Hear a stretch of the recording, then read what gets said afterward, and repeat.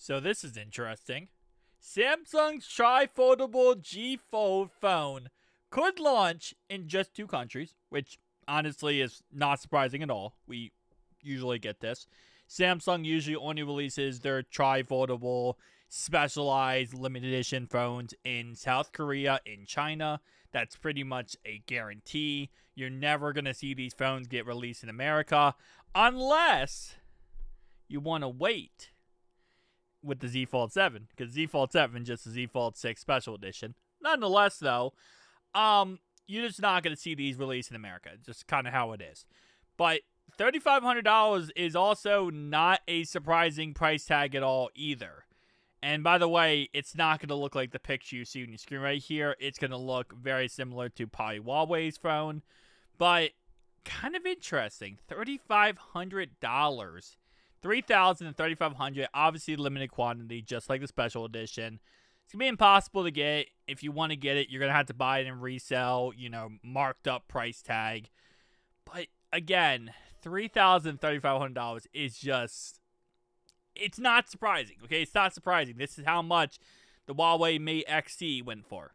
But it's just so much money. It is, again, I always look at these things like Samsung, Huawei, all these companies that are doing tri-foldable phones. They're just trying to get them out there to prove a point that they can do it, right?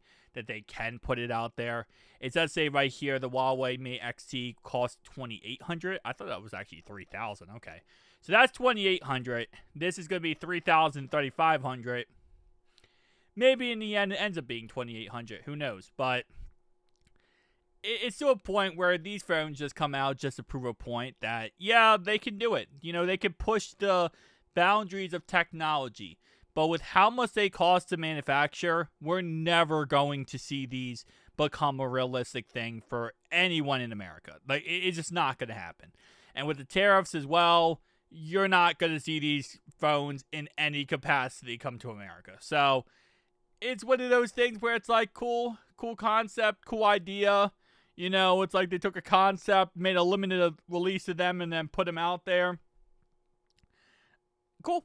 But it is what it is at the end of the day. So $3,500, crazy price tag, but they're already talking about doing a quad foldable phone as well. If you guys have not seen, quad foldables are also now on the horizon, which means we just are barely getting tri-foldable phones, and we're about to get foldable phones that fold 4 times.